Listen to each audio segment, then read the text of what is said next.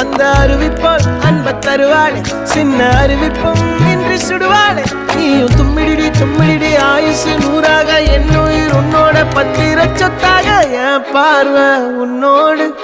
உன் பொம்மை கண்ணோடு பேசாமல் விண்ணோடு நாம் மிதந்து போவோம் காதாரா அடியானாலும் நான் தாங்க மாறோடு